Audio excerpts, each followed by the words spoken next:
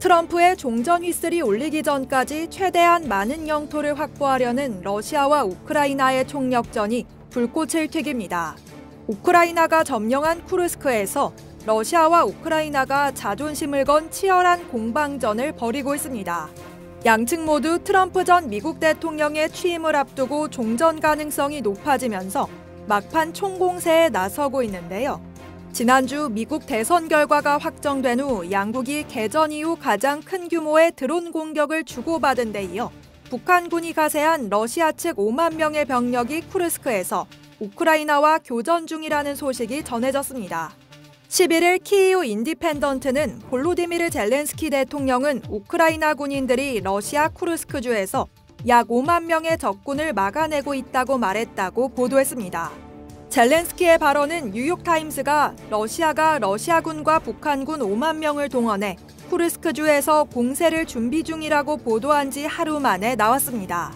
지난 8월 초 우크라이나는 러시아 본토 서남부 쿠르스크주를 기습 침공해 동부전선에서 일부 러시아군 병력을 철수시키고 또한 쿠르스크를 평화협상의 카드로 삼겠다는 계획으로 이 지역을 점령해 왔는데요.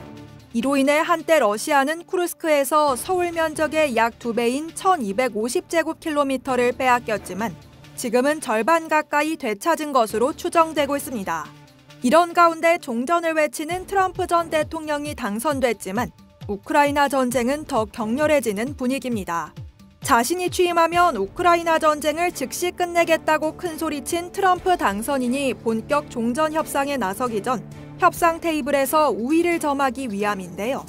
트럼프 전 대통령이 우크라이나에 지원을 중단하겠다고 압박하면서 러시아의 일부 영토를 양보하라고 할 가능성이 점쳐지고 있는 상황에서 러시아와 우크라이나가 현재 차지하고 있는 영토를 기준으로 종전될 가능성이 크기 때문입니다.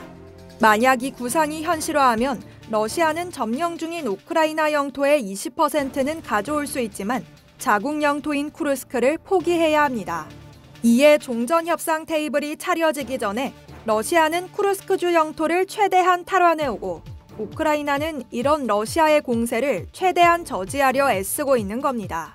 러시아가 쿠르스크에서 북한군의 지원을 받아 본토 탈환을 가속화하려 한다는 관측이 나오는 배경인데요. 러시아는 현재 공세를 펼치고 있는 우크라이나 동부 지역에서 병력을 빼지 않고도 쿠르스크 지역에 병력을 투입해 여러 전선에서 동시에 진격할 수 있는 상태인 것으로 알려졌습니다. 뉴욕타임스는 보도를 통해 러시아가 기세를 탄다면 국경에서 멈추지 않고 우크라이나군을 더 멀리 몰아낼 수도 있다고 전했습니다. 이런 러시아의 총력전에 맞서는 우크라이나에 힘이 되는 소식도 있습니다. 유럽연합이 예정보다 지체됐지만 연말까지 우크라이나에 포탄 지원을 하겠다고 약속했습니다.